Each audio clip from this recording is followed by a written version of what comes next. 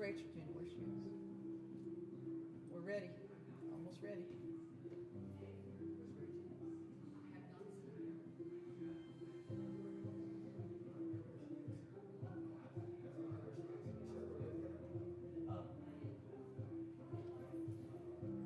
Gene, do you know where Rachel is? Oh, Rachel. Don't worry about it. She'll come up when she gets here. Come on up, man. Hey, Penny.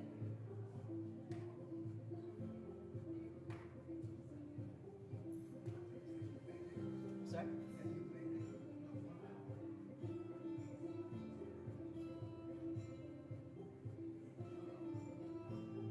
So we're following this clock right here. We've got another 4 minutes.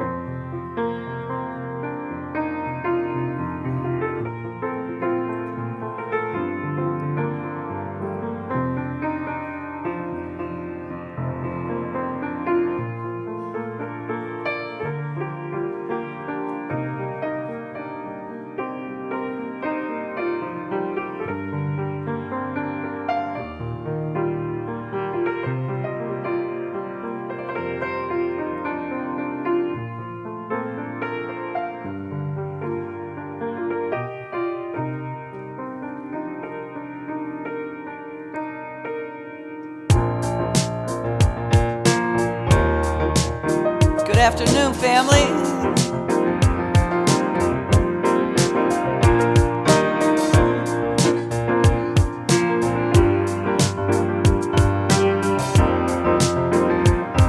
Join us, we sing together. In the morning when I get out of bed, I claim a blessing. Amen. I claim a blessing.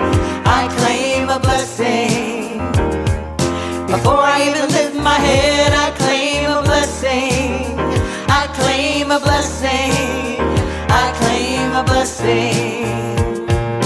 This is how I start my day, knowing good is on the way. I am claiming perfect health, love and laughter, friends and wealth. In the morning when I get out of bed, I claim a blessing. I claim a blessing. I claim a blessing. Before I even lift my head, I claim a blessing. I claim a blessing. I claim a blessing.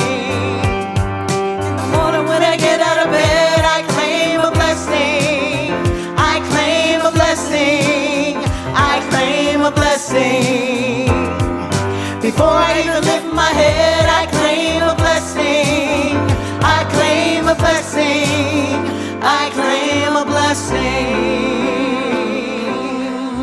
Yes.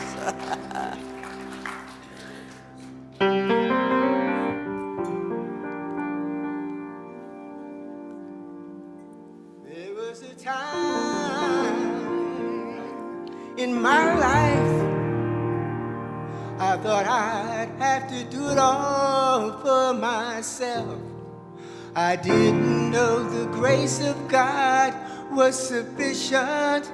I know the love of God was at hand.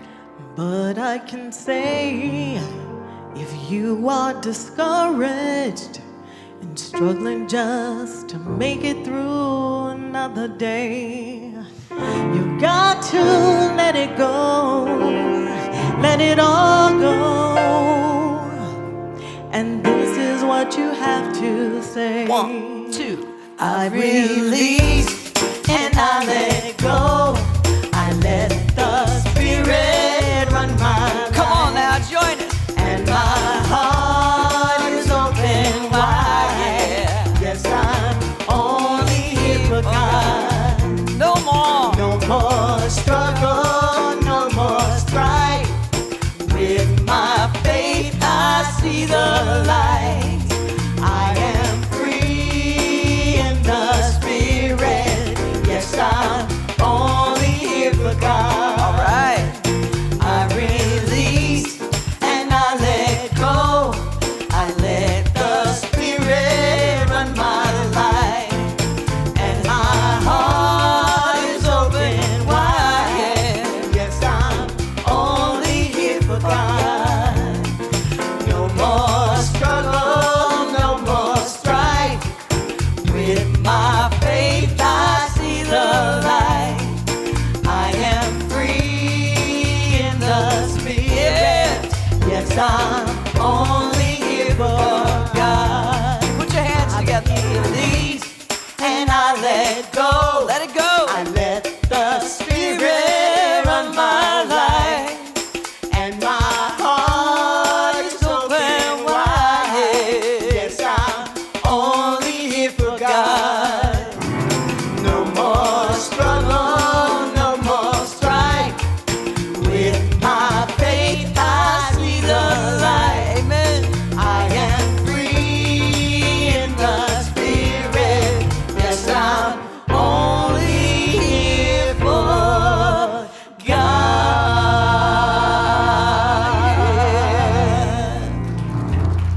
Yes, indeed. Thank you, Rachel. Al? Yes, yes, yes. Giving out another hand for our music ministry. Beautiful, beautiful.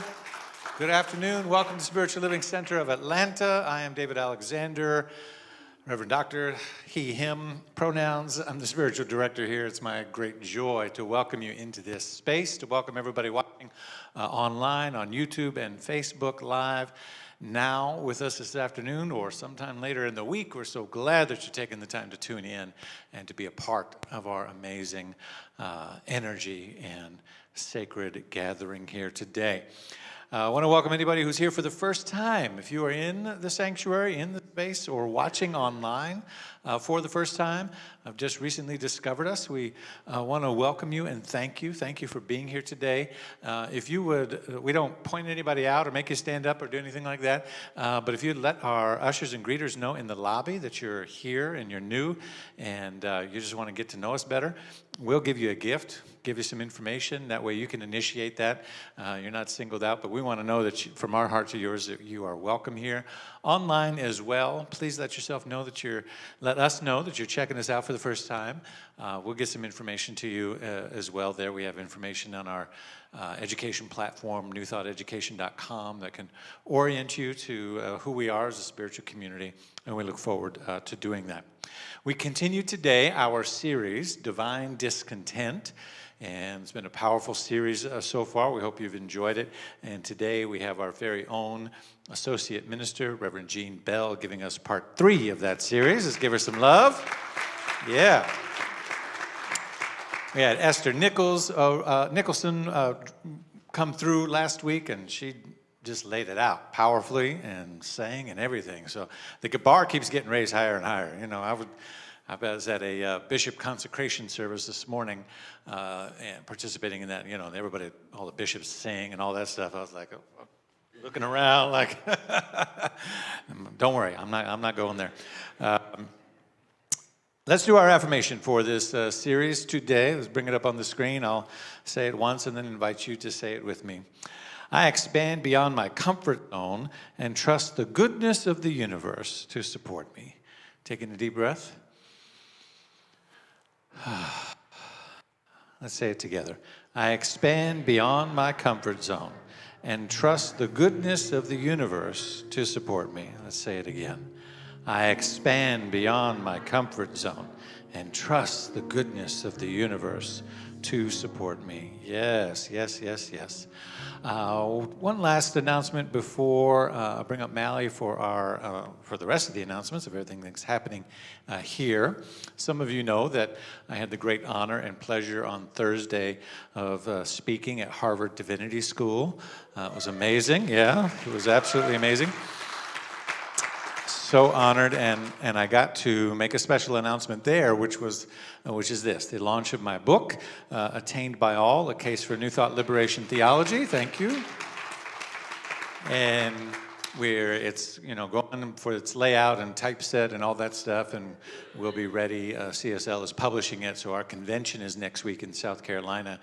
So the publishing department's a little busy getting ready for the business meeting and all that stuff. So it will be officially released in the spring.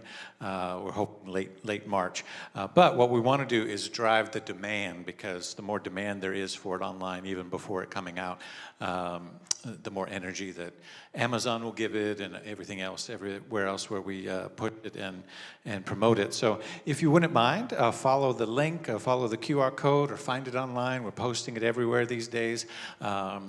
Order a pre-copy if you are so inclined to, or let somebody know about it, and that helps us drive that demand and let CSL and Amazon and others know that that demand is there. We're very excited about it. You'll be hearing me talk about it all the time once it actually gets out in physical copies. So get ahead of the curve on that, and thank you for indulging me in that. We're very excited about it.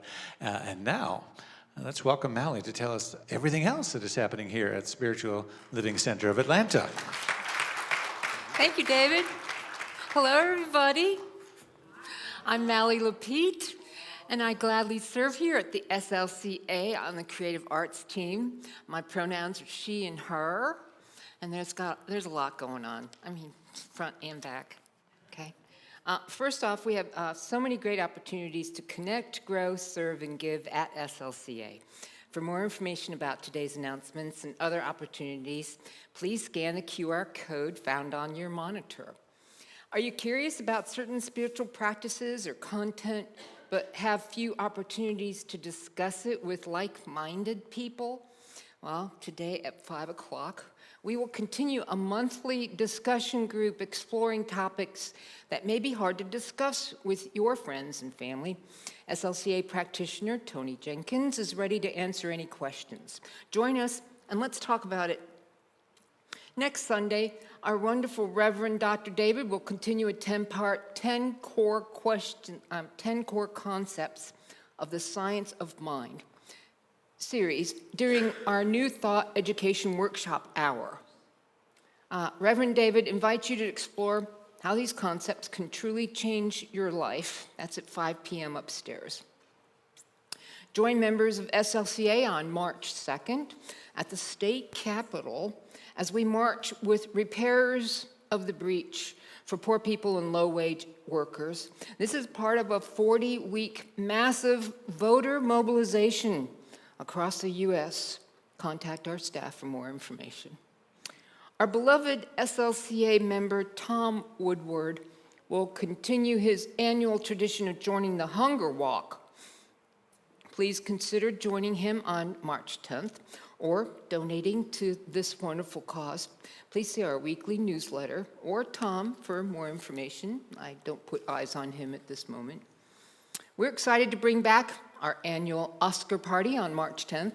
Join SLCA and UUCA together as we join for a night of food, trivia, and more. Dress as your favorite Hollywood star and walk the red carpet or come as you are. Please dress up. It'll be lots of fun. Either way, you are in for an amazing evening. As this event will take place on a Sunday, we have a movie between the services and the event for those who wish to stay. This is a ticketed event, so be sure to register and reserve your spot today. And if you are dressing up, it's going to have to work all day.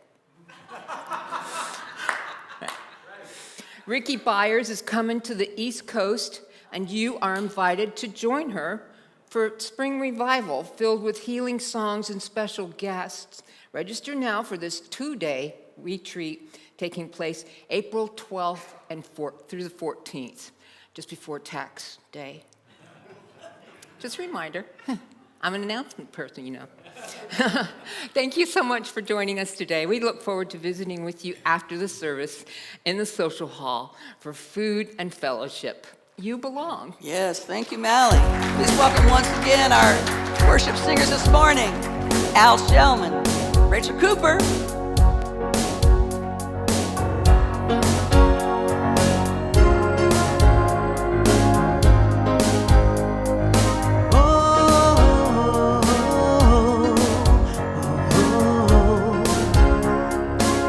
Do you know who you are?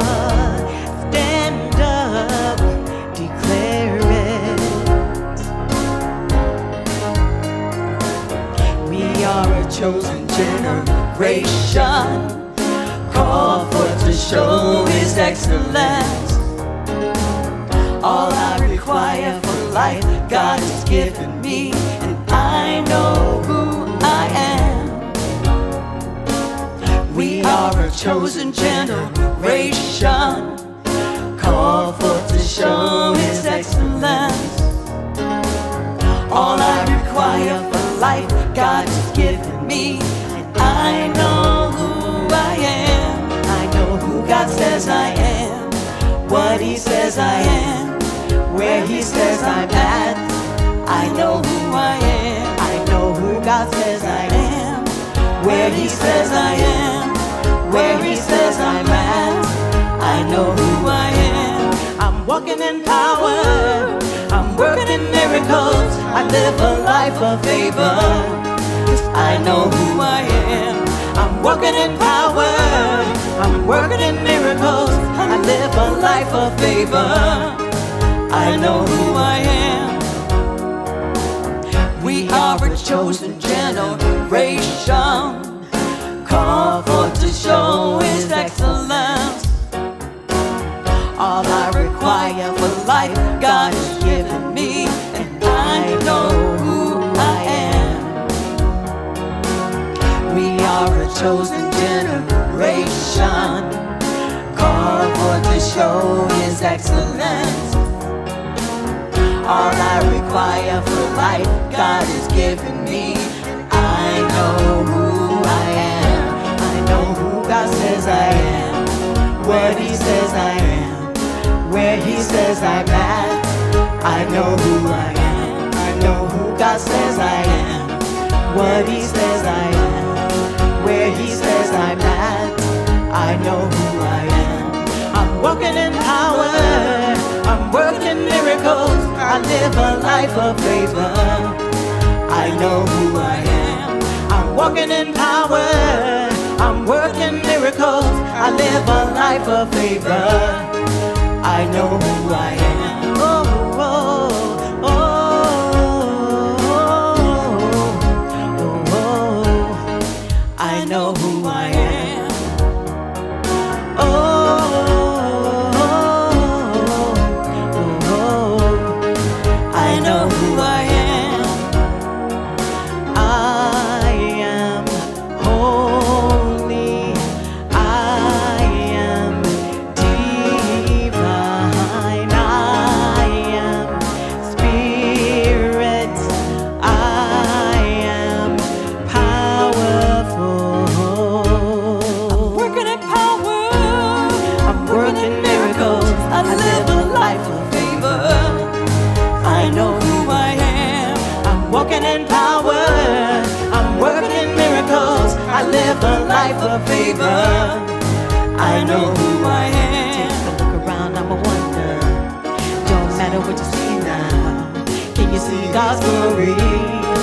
I know who I am. Take a look at me, I'm a wonder. It doesn't matter what you see now. Can you see God's glory? I know who I am. Oh, oh, oh, I know who I am. Oh,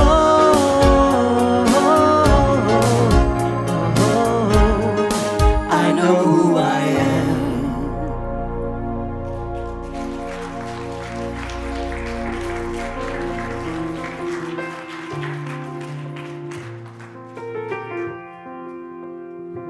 As we go into prayer, let's sing together this song.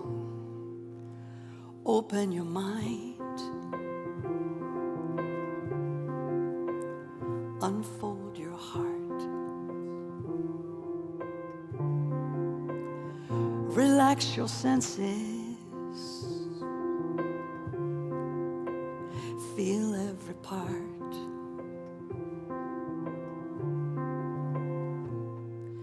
You ain't got a thing to fear. Looks like love is growing here. So take your guard and let it down. Go deeper still until you come unwound. Unbound. Breathe every breath. Release your cringe. Love without waiting. Slowly unhinge. You ain't got a thing to fear. Looks like love is growing here. So take your guard and let it down. Go deeper still until you come unwound.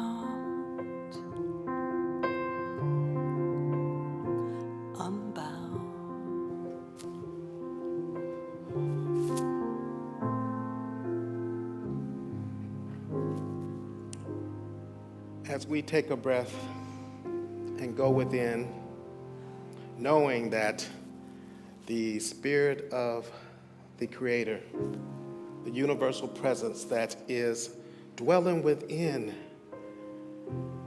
near to my heart,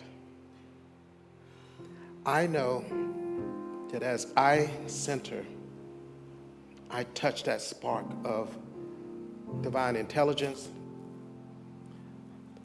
compassion, love, peace, all those wonderful attributes that we embody and know of what we call God. And so, as I do that right here, right now, what I pour forth is that no matter what is presenting, no matter what it looks like in the out here, divine presence is calling forth, calling me forth, calling me to know a greater and greater idea of who I am. And as I recognize this, as I embody this, as I take this in, then I become and open up to all that the divine provides for me each and every moment. No matter how often I have to turn towards it, it doesn't matter. Divine presence is always there, waiting. I'm so grateful for being able to tune in and touch into this divine presence. I'm so grateful for being able to be amongst like-minded people who remind me each and every day that your spark of the divine is also my spark of the divine. I feel honored to be amongst so many who choose to honor and be a part of this blessing each and every day. I turn this over to the law knowing that it is already done in divine mind, because the law has no choice but to take what is given to it and produce. If you're in agreement with me, please join me by saying, and so it is. You can't stop waiting for love to find you. Look inside your heart. Love's already who you are.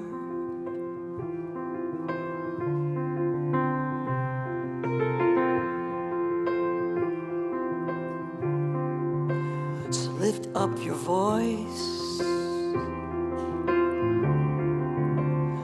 Let it be heard.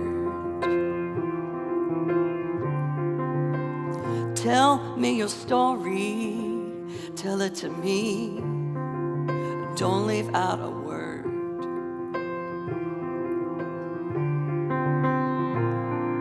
'Cause I think I have been there too, and I'm a seeker just like you. You ain't got a thing to fear. Looks like love is growing here. So take your guard and let it down. Go deeper still until you come unwound.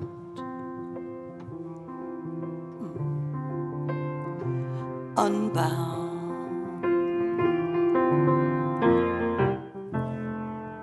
So it is. Thank you, Tony. Please welcome once again Al Shellman.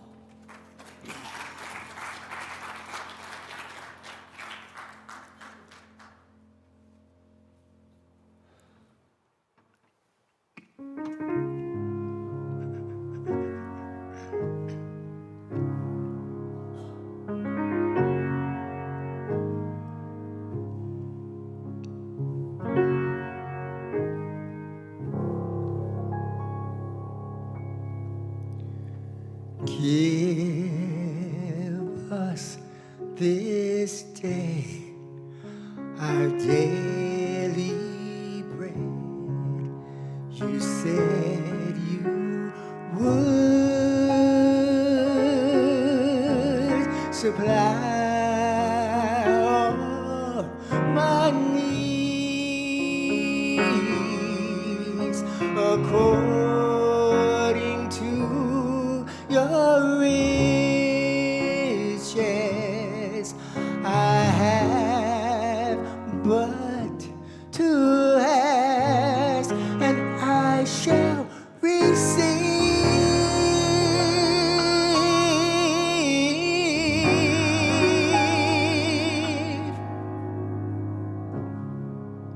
To go from here and share this love you gave to me, to show someone who's lost and help them find their way, the way to truth and faith.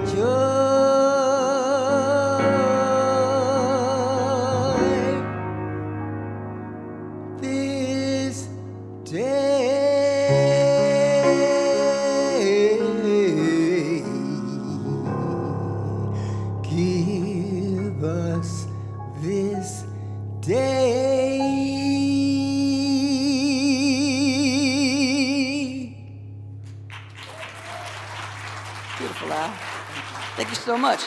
Al Shellman. Yeah.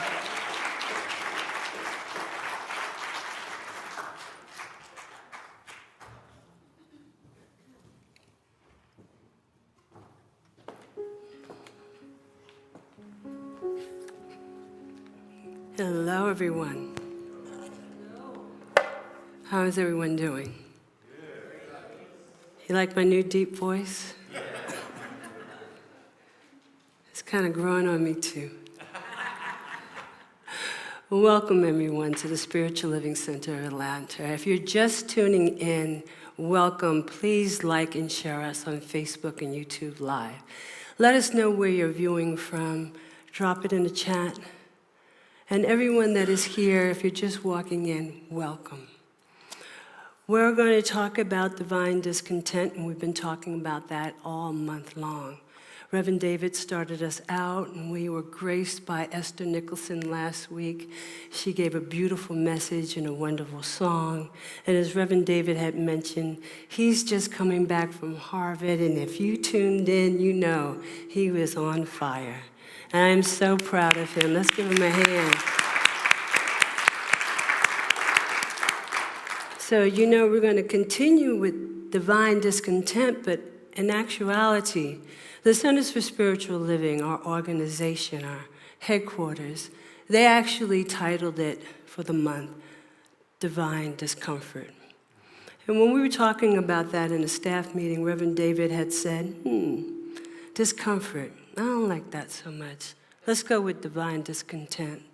And I'm going to tell you what he said about that. He gave us a definition for the two of those things. I'm going to refresh your memory what those definitions are. Reverend David told us that discomfort is described as something that disturbs one's comfort, an annoyance. So we can either fix what's uncomfortable to us, or we can avoid whatever it is that is causing us to feel uncomfortable. Remember, the source of discomfort can be either mental or physical. Now, he said that discontent is defined as a restless longing for better circumstances, a lack of contentment, dissatisfaction with your circumstances. So I'm going to talk to you today about both discomfort and discontent. Now, as far as being discomfortable or uncomfortable, we all know that life is full of discomfort. We all started out that way. We had a one-room apartment in our mother's room. We were warm, we were cozy, food source 24/7, and then we got an eviction notice. We were ejected out of and went down a narrow passageway, squished and everything, out into a bright, loud, cold room. And sometimes, I don't know what period when they stopped hitting babies on the butt, we might gotten an uncomfortable little smack. So, needless to say, our first experience was quite uncomfortable. And what usually brings us back to a sense of comfort is being swaddled and being placed in a mother's loving arms, if we were so fortunate to have such. There are a lot of things in this world that makes us uncomfortable. There are personal things that make us uncomfortable, like too tight of shoes or shoes that you haven't worn in quite a while, and you wonder, why on earth did I put these on today? But there's usually fixes to those types of things. You can either take them off, which I wish I could do right now. And you know, no, I'm not gonna hold it out. I'm not gonna hold it out. I'm just gonna have to deal with it, but I'm gonna fix that later. And then there are societal and global things that can make us uncomfortable. Situations that actually alarm us, disturb us at our core. But these societal and global discomforting and sometimes discontenting events may not necessarily seem to directly affect us. So we might ask, why should we care? And we're going to talk about that a little later. So again, a lot of times, if there's no seeming fix for the things that make us uncomfortable, what do we usually do? It was rhetorical. We seek to avoid them, and sometimes we even repress them. We keep them at bay, and we think by avoiding and not thinking about these things that somehow they're just going to go away. But with all the things that we suppress, they become like a heavy backpack which we subconsciously carry around with us and can show up in disturbing behavior and sometimes even chronic health issues because we're suppressing them. We're keeping them down. Sometimes we even forget them. Sometimes we even have traumatic things that happen in our lives at a young age, and we decide that, no, I cannot remember this. I do not wish to remember this. But they do come back, and they surface again. And a lot of these things, they keep us from truly living a full and a wholesome life. You know, when people hear about this philosophy, it appeals to them because they want to have a better way of life. They want spiritual enlightenment, and they want to be free from the negative thought patterns that they can't seem to get rid of. Thought patterns of unworthiness, feeling unloved, unforgivable, a failure, or just not being enough. And we know here that we are enough. And as they learn about these spiritual principles, they also learn about the spiritual practices needed to embody these principles so they can have the tools to shed these negative thought patterns that's preventing them from living their life more fully. And what they realize is that discomfort, well, what? Discomfort because change is uncomfortable. Because facing what one has avoided and suppressed is uncomfortable. Discomfort oftentimes precedes spiritual growth, and they bail. They were looking for something outside of themselves to fix them, to make their lives better. Because doing true inner spiritual work exposes those negative thought patterns to the light to be examined. They're looking for a guru that would wave their hand over them and say this mantra a couple of times to fix what's broken inside. Just don't make me feel uncomfortable. Just don't make me look at the things that I've come to believe about myself or about the world and ask me to do the work to fix that. You fix it. You fix me. Now, we all know that's not how true spiritual growth works. We know that. And you know, I've always said that the science of mind philosophy is not for the weak at heart. It requires you to go within and connect to a power that is greater than yourself, that's available to you 24/7, 365, all the time. And guess what? You can use it. You can use it. Our founder, oh wait, they said I can work this now. Let's see what happens. Can you see it? Yeah, I like it. He says the thing then works for us by working through us and is us always. It cannot work for us in any other way. It cannot do it. So how does it get through us? Or how does it get to us? Again, that requires spiritual practice so that we come into a realization. Now think about that word realization. We come into a real experience of the one power that is back of all creation. That realization alone, that concept alone can cause true discomfort if you've been living in a paradigm of separation, unworthiness, lack, limitation, fear, and or despair. People hear that they are one with spirit, that they are worthy, that they are divine here and right now, and they just can't believe that this is true. Our founder, Ernest Holmes, said, it spreads, the thing itself, spirit, it spreads itself over the whole universe and shouts at us from every angle. Why? Because it is all that it is. I am that I am. But we cannot recognize that it is while we are believing that it is not. Do you hear that? You cannot believe in this power that is within you that can do whatever it is that you need for it to do. But you gotta believe that. You can't believe. And hence, I like that word, hence.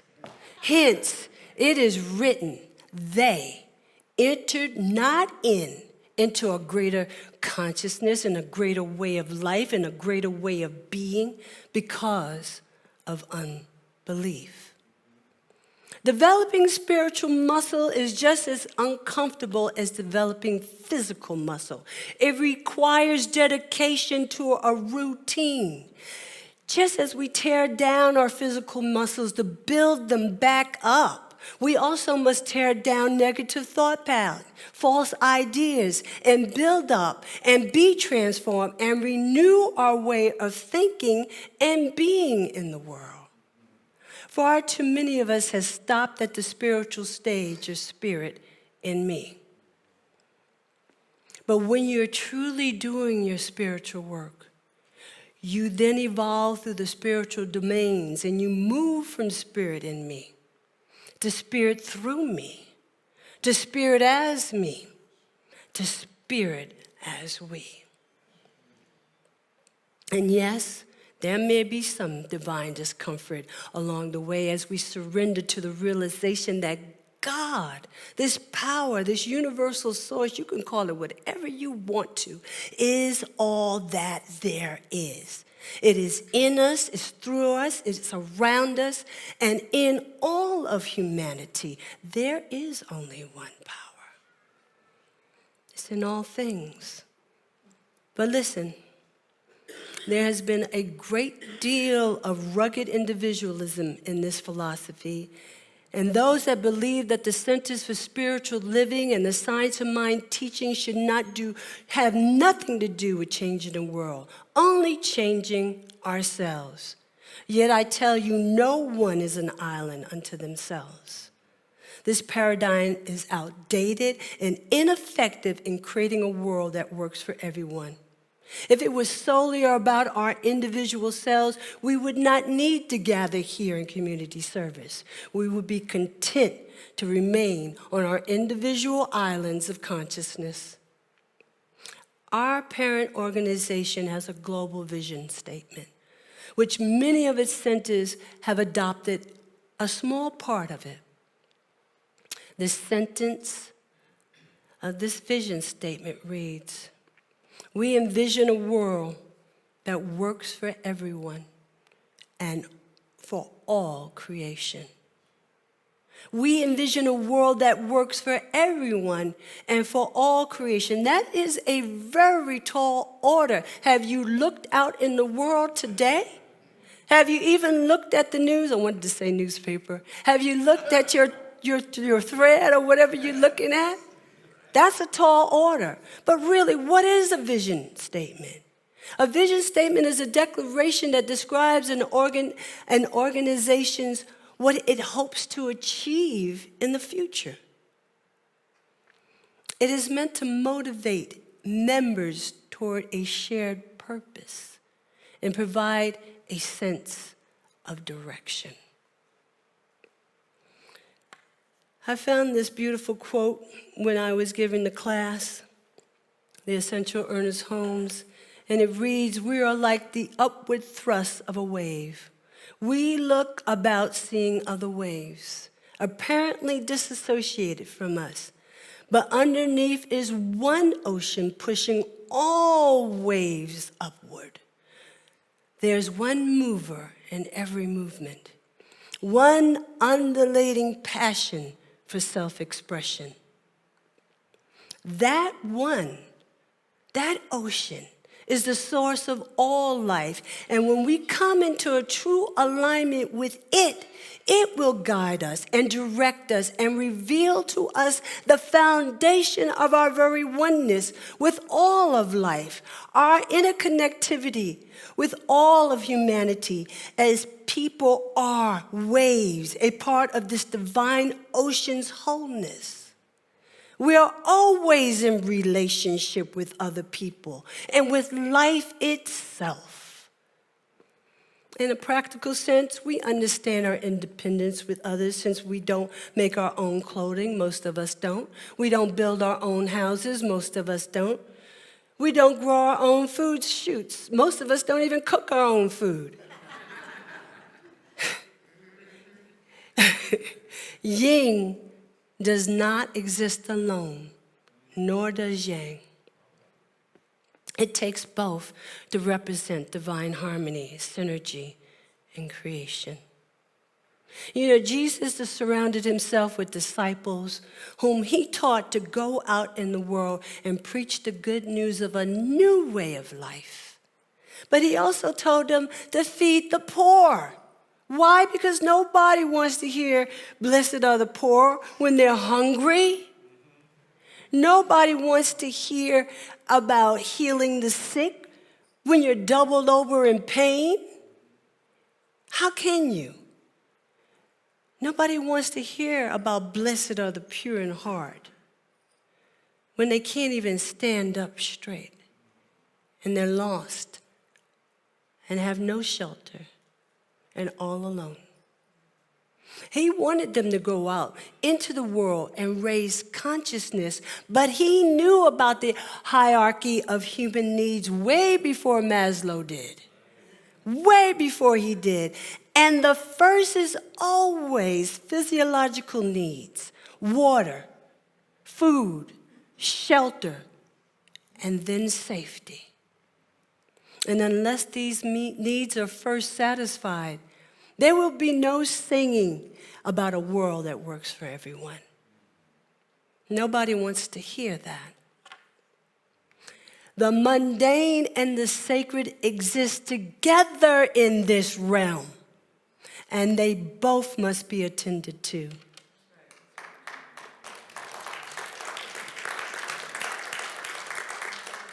And yet, there are those they keep resisting, and they won't let go of, "Let's just work on ourselves" point of view. Yes, we do have to work on ourselves. We have to. We have to build that foundation. That's why we have a class called Foundation. We have to start with ourselves. We have to let go of our own baggage. We got to let go of all the things that burden us down, that keep us thinking that we're separate from another. We have to do that, but we must use these principles to raise the consciousness, the collective consciousness. Otherwise, the world of effect and its separation and destructive paradigms will continue to play out. That's why the science of mind philosophy is so important to us as individuals and also to all of humanity that is currently marred down in the throes of gun violence, wars, climate change. Look at California. They're about to be swept away. Social unrest. We have that at our state capitals, in our federal halls, in Congress. All this social unrest. Nobody can get along to pass a law to save their lives. But these laws are for us to help make things work better. And then some of those laws are not for us. I'm just giving you something to think about there. Now, for all of us who embrace divine discontent, we are willing to face the shadows and negative thought patterns. We are the ones that break through and experience a spiritual awakening and a clear understanding of our oneness and our interconnectedness.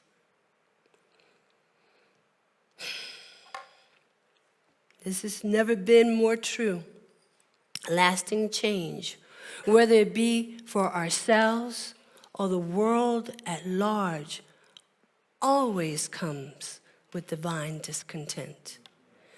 We are several days, and case in point, we are several days in the season of nonviolence. And I know for sure that Reverend Dr. Martin Luther King Jr. and Mahatma Gandhi both had a restless longing, a divine discontent for better circumstances for their people. I know that they did. And they led them to relentless action and made enormous change in the circumstances of their people. And their actions still to this day motivates people around the world to strive for better circumstances and lasting change. February is Black History Month, and I often say rhetorically, why do we have these months? Next month is Women's History Month. A couple of months down the road is Hispanic History Month. I can go on. But why do we have them? Okay, I'll tell you. For one thing, the brutal treatment and enslavement of people of African descent. Now, this is discomforting, isn't it? It's discomforting when I speak these things and tell you these things. It's discomforting. The brutal treatment and enslavement of people of African descent for centuries have been well documented.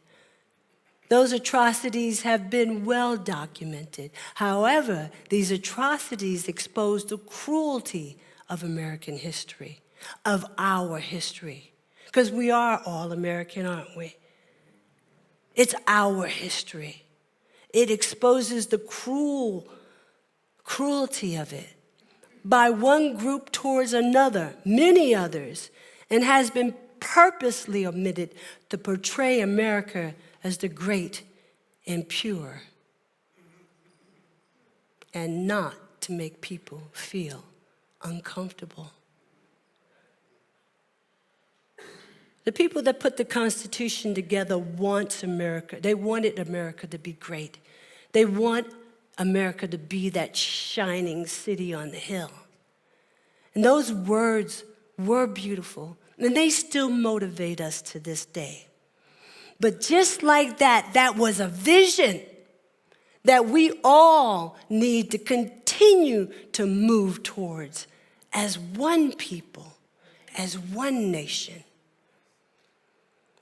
Also, I just want to say about Black History Month that how can you justify systemic racism and degradation of a group of people and also highlight accomplishments and achievements that they've made throughout history? You can't. So you omit them. And next month, in Women's History Month, it'll be the same. There's women that I've read about in preparation for Women's History Month. I never knew these women did any of these things. There's a long list of African Americans that did so many things. I never knew that. I didn't know that whoever invented the traffic light, home security system. I didn't know a woman found the most element in the universe, which is hydrogen. It was a woman that found that out. Did you know it was a woman that mapped the surface of the bottom of the ocean? That there was a mountain range under the bottom of the ocean. She found that out. They laughed at her. That's why we have these months, but we need to raise our consciousness so that there's just one history. The history of the Spirit of the living God in and through each and every one of us. One people, one nation, one universe. Oh, where am I? I don't know. Okay. I'm going to skip all that. What I'm asking you to open to today is not to profess to love and live this philosophy by word alone, but by example in word, in deed, and in action. We are to study and apply these principles, embodying them in our heart and mind so that we may become as beacons of loving light in the darkest of harbors and in the face of oppression and injustice. Let us be living examples of this philosophy and be spiritual advocates for those who are being victimized and targeted for the color of their skin, their ethnicity, their sexuality, and their gender. Let us become living signs of mind principles for the whole world to encounter. Let us put our relationship with the divine I am that is within us first and recognize that we are its light in the world. We are its voice against injustice. We are its hands that comforts and feeds the poor. We are it feeding the poor, feeding the hungry, clothing the naked and the unhoused. We are spirit in action because we have gotten our small selves out of the way of its divine circuit and have recognized that we are here to express its loving kindness and its ever-givingness of life. Its ever-givingness. Do you hear those words? It gives and it gives and it gives of life to all. Let me tell you, because a world that works for all is going to require a level of consciousness that has never existed before. Because the world that we live in now has never existed before. Ernest Holmes said, when we are filled with faith and conviction and its spirit, it may be transmitted to others. When we are filled with light, we help lighten the pathway for others. When we have a consciousness of the divine presence, others feel this presence and enter into its light with us. So I will end this talk hoping that you recognize that being uncomfortable is the least of our concerns. Because being divinely discontent is how spiritual infused change comes about to help make a world work for all. And so it is.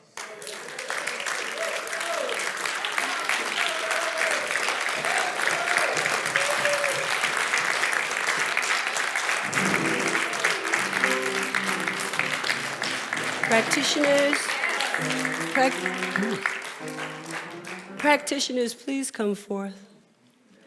That's all y'all practitioners. Come on up here. I see you in the back. Don't hide from me. And let us know this one thing together. There's one absolute self-existing cause. And this one is back of and through and shows up as all creation, as all humanity. And we are it. We are it made manifest in the flesh. We may not be all that it is, but everything that we are is filled with this divine Holy Spirit. Let us recognize that as we go forth and out into the world. And so it is. All right, let us prepare for our offering. I want to thank all of you that are pledgers. I want to thank all of you that just give, whether you're pledgers or not, because this is how we get this message out in the world. This is how we are the beacons of light out into the world.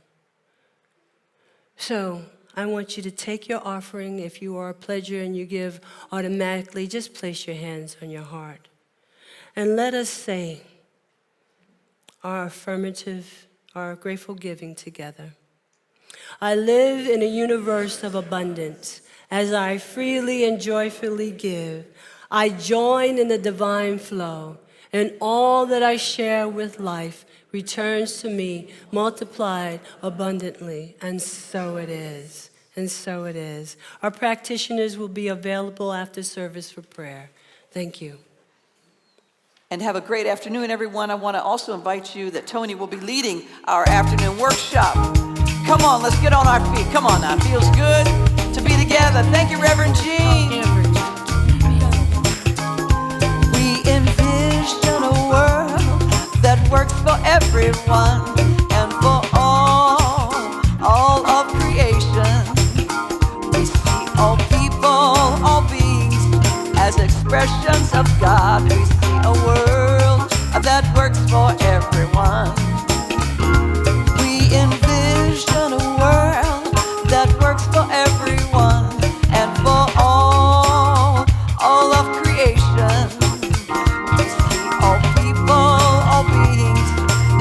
expressions of God. We see a world that works for everyone.